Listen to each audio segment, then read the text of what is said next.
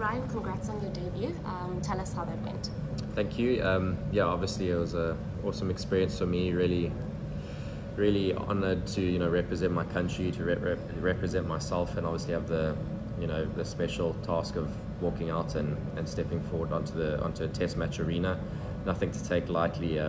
Something I've dreamt about since I started, and yeah, nice to really fulfill it, I guess. It was a very special moment for you as well because your dad was present. Yeah, my dad came down Wednesday night after I got told I was playing. So yeah, like I said, we've been through the thick and thin together since I was a little boy, and for him to have the opportunity to come down and watch my first test match, he was over the moon. And yeah, I think he was more excited than I was, which was great. Tell us a little bit about that first innings of your batting. You were phenomenal, looked very excited. Yeah, I think that was the problem. I was a bit too excited. I came out, played a few shots. Obviously, I think the excitement really engulfed and took over my general thinking, and I was a bit too expansive early on, and unfortunately gave my wicket away. But as the second innings came in, I was a lot more composed and a lot more relaxed, my traditional self, and it was really comfortable at the crease. And yeah, now that the excitement's out, hopefully looking forward to replicating that. What is the one thing you learned about yourself from that first match?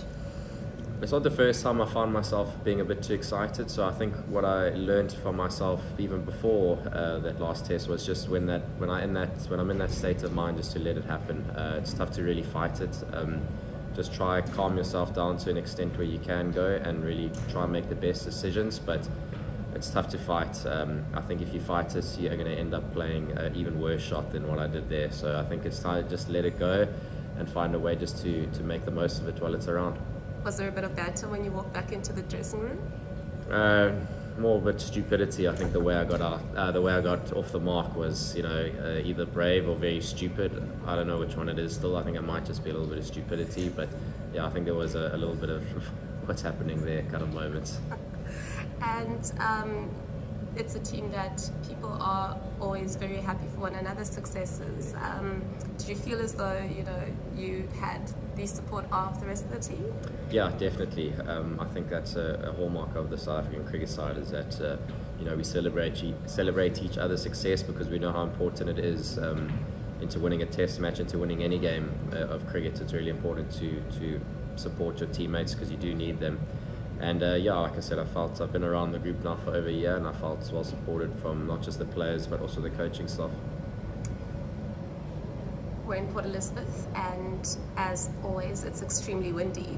What's the plan for Port Elizabeth?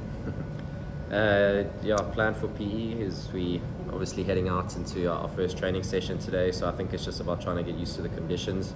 Traditionally, we know that the wind howls here, so it makes it difficult in all areas, I guess. There's little challenges that you have to deal with, so I think it's just about trying to adapt to those as quick as we can over the next 2 days and really hit the ground running when the test starts.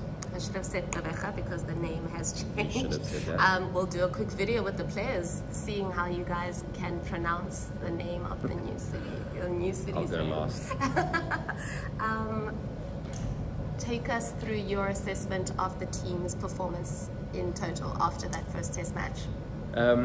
Yeah, obviously 200 runs shows a marginal and a dominant performance, but I think there are areas where we could have been better. Being 100 for nothing at a stage, we should have really driven the nail through in the first innings and pushed hard for 400 or 500.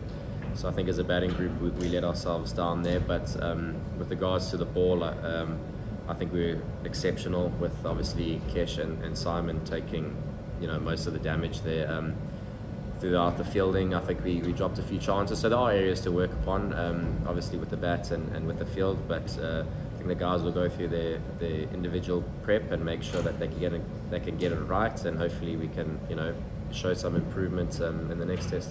Playing two spinners in Durban, obviously a good call by the selectors, and also a really brave call considering the past in South African cricket. Great new mindset, good leader in Dean. Yeah, great leadership, great decisions shown.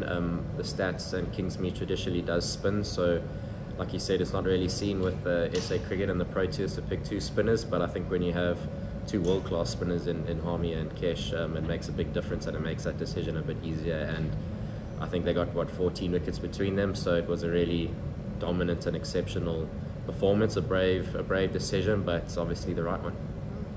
And your assessment of the Bangladesh team? Yeah, obviously coming into the series with a lot of momentum behind them, having won the one-day series. So they got some really good players, they got some really good seamers. Unfortunately for them, I think a couple are going home due to some injuries, so makes our lives a bit easier. But you know, they got some really good players, and we expect them to really put a fight coming into this next test. Do you expect Russell Domingo's experience and knowledge of his own home conditions to play a major part in how they prepare? Yes, definitely. I think him and Alan will have a massive say, especially going into this test. I was very surprised that they bowled first in the first test, because Kingsmead you generally bat first. But I think obviously Russell being from here, Alan playing a hell of a lot of cricket here, there's valuable insight that I think they need to really exploit. You know, I think it'll be an unknown ground for majority of their players. So if you got someone that lives here and knows the ground like the back of their hand, I think they really need to invest into what he has to say and really understand that, you know, he knows what he's talking about, especially with regards to PE. And these are valuable ICC World Test Championship points. So glad to have gotten a few under the belt in this test series already. Yeah, definitely. I think obviously Dean speaks about being the best in the world and wanting to get there, and it's all about climbing the ladder one series at a time. So we're taking good steps in this series. The points obviously hold us in good stead, and yeah, we're going out to win the next test match and make sure that we do in order to continue to keep growing and qualify.